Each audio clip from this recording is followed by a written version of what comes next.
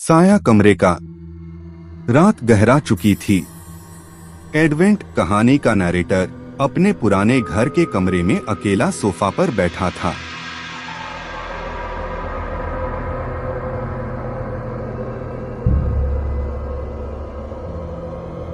उस कमरे में एक पुराना ड्रेसिंग मिरर था जो कभी किसी रहस्यमय रीत से वहां आ गया था।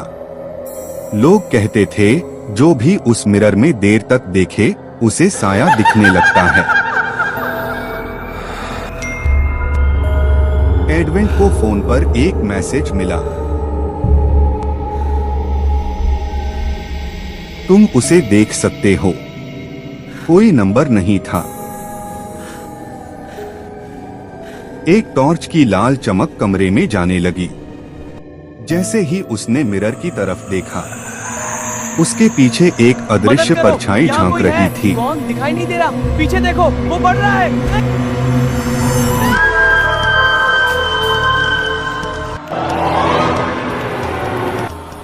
पर जैसे ही एडवेंट ने पलटा, कुछ नहीं था।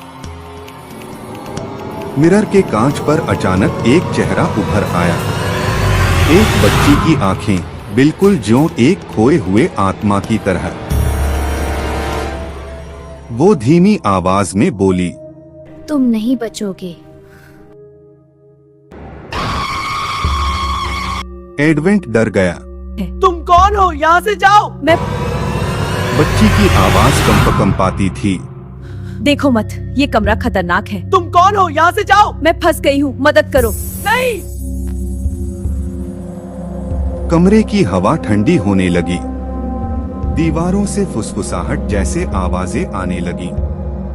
एडवेंट ने मिरर पर हाथ रखा। अचानक उसकी उंगलियां मिरर के अंदर खींची। वो पीछे हटने की कोशिश कर रहा था, लेकिन मिरर जैसे खींचता गया। एक भयानक परछाई कमरे में घूमने लगी। एडवेंट को अचानक एक पुरानी याद आई। अपने बचपन की हवेली, जहां उसने एक हादसा झेला था। वो मिरर उसी हवेली से था। और जिस बच्ची की आवाज आई थी, वो थी उसकी छोटी बहन जो टूटकर मर गई थी। वो हर रात यहाँ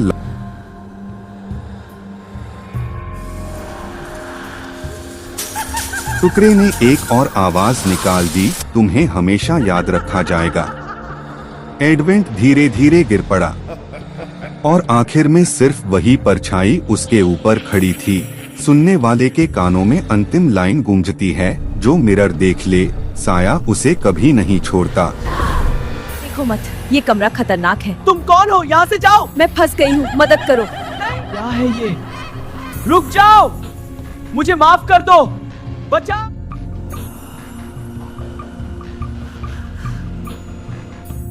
दूर रहे मेरे पास से। तुझे कोई नहीं बचा सकता। बचाओ, कोई है? यही मार।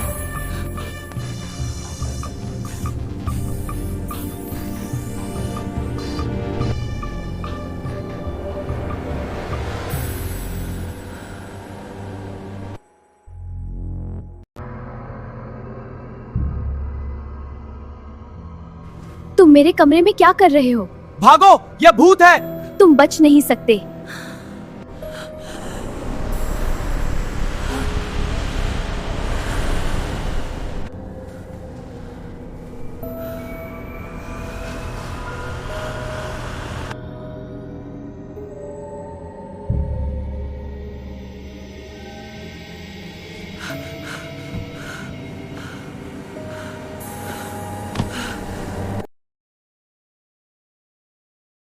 काले जादू की हवेली कहानी।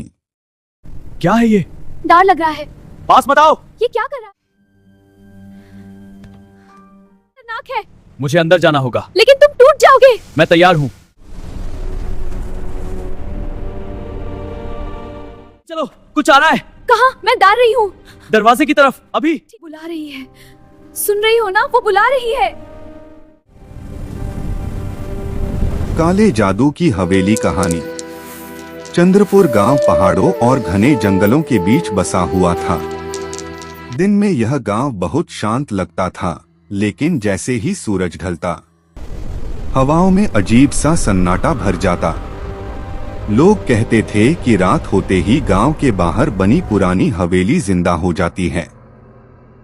उस हवेली में सालों पहले एक औरत रहती थी, मोहिनी। लोग उसे प्यार से देखते थे, लेकिन धीरे धीरे उस पर काले जादू का आरोप लगने लगा।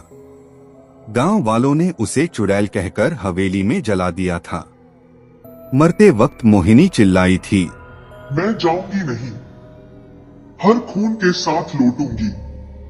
सालों बाद गांव में रहता था राजू, उसकी पत्नी सीमा, और पास ही रहती थी गांव की लड़की गौरी। राजू सीमा बहुत खुश थे, लेकिन एक रात सब बदल गया। सीमा नींद में उठकर हवेली की तरफ चलने लगी। राजू ने रोका तो वो बोली, वो बुला रही है। सुन रही हो ना, वो बुला रही है। अगली सुबह सीमा की आंखों के नीचे काले घेरे थे। वो किसी और की तरह बात कर रही थी। गौरी ने देखा और बोली, भैया, आपकी पत्नी पर काला जादू हुआ है। राजू डर गया। गौरी उन्हें गांव के तांत्रिक कालीनाथ बाबा के पास ले गई। नमः शिवाय। गुरुजी, हम आपके पास आए हैं। स्वागतम। यहाँ बैठे हैं, रात लंबी है। क्या आप हमें रात के राज बता सकते हैं?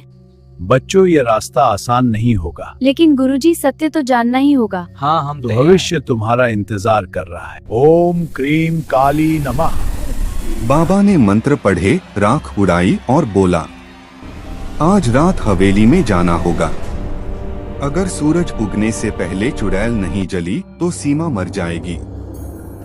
रात 12 बजे हवेली के दरवाजे अपने आप बंद हो गए।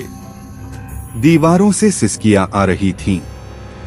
अचानक सीमा की आवाज बदली, राजू, मुझे छोड़ दो। एक काली परछाई निकली।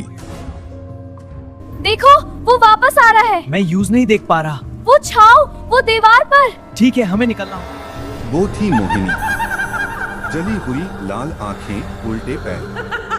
सीमा मेरी है। राजू रो पड़ा। डर लग रहा है। पास मत आओ। ये क्या कर रहा है? हम यहाँ से नहीं। जाएं। उसे छोड़ दो। तांत्रिक मंत्र पढ़ता ओम गया। क्रीम काली नमः। ओम क्रीम काली नमः। गौरी ने दिया जलाया। हवेली कांप उठी। चुड़ैल जलने लगी। मैं जाऊंगी नहीं, फिर लौटूंगी। धमाका हुआ। सुबह सब हवेली के बाहर पड़े थे। सीमा जिंदा थी। राजू सीमा गांव छोड़ गए, लेकिन आज भी हवेली से आवाज आती है, मैं लौटूंगी। ऐसी और कहानियों के लिए हमारे चैनल को अभी सब्सक्राइब करें, वीडियो को लाइक करें और दोस्तों के साथ शेयर जरूर करें।